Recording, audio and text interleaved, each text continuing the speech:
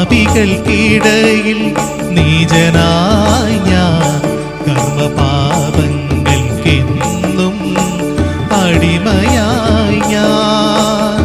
കേഴുന്നവരുടെ സ്നേഹിതൻ നീ, കേഴുന്നവരുടെ സ്നേഹിതൻ നീ, തേങ്ങി വീഴുന്ന മർത്യനെ താങ്ങുവോ നീ. നിൻ കനിവാണെല്ലാം അറിയുന്നു ഞാൻ, സർവം എന്നെ നയിക്കുന്ന നിന്റെ ദയാ. യേശുവേ, ശ്രീയേശുവേ, നീ എൻ്റെ രക്ഷകനാകുന്നു. ക്രിസ്തുയേശുവിന്റെ നിസ്തുല്യ നാമത്തിൽ ശുഭസന്ദേശത്തിലേക്ക് സ്വാഗതം. വിശുദ്ധ വേദപുസ്തകത്തിൽ മത്തായി എഴുതിയ സുവിശേഷം 12-ാം അധ്യായം 6-ാം വാക്യത്തിൽ നാം ഇപ്രകാരം വായിക്കുന്നു: എന്നാൽ ദൈവാലയത്തെക്കാൾ വലിയവൻ ഇവിടെ ഉണ്ട് എന്ന് ഞാൻ നിങ്ങളോട് പറയുന്നു. ദൈവത്തെ ആരാധിക്കുവാൻ വരുന്ന ഭക്തരുടെ ഇടമാണ് ദൈവാലയം. ഭക്തൻ തന്റെ നേർച്ച നടത്താനും പ്രാർത്ഥിപ്പാനുമായി ദൈവാലയത്തിൽ വരുന്നു. ദൈവം എപ്പോഴും തന്റെ ജനത്തിന്റെ നടുവിൽ ജീവിക്കുവാൻ ആഗ്രഹിക്കുന്നു.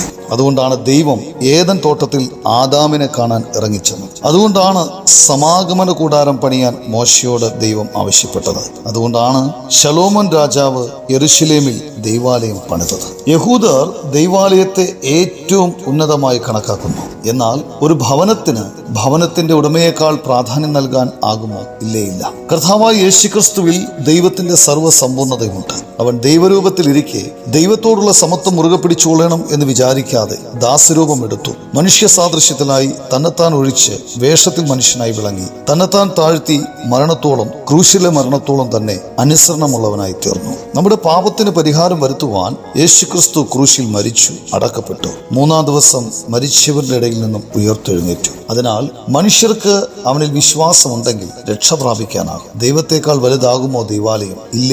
അതുകൊണ്ടാണ് കർത്താവായ യേശുക്രിസ്തു ദൈവാലയത്തെക്കാൾ വലിയവൻ ഇവിടെ ഉണ്ടെന്ന് തന്നെക്കുറിച്ച് തന്നെ പറഞ്ഞത്. ഈ സത്യത്തിൽ വിശ്വസിച്ച് രക്ഷ പ്രാപിപ്പാൻ കഴിയട്ടെ എന്നാണ് നിങ്ങൾക്ക് വേണ്ടിയുള്ള ഞങ്ങളുടെ പ്രാർത്ഥന.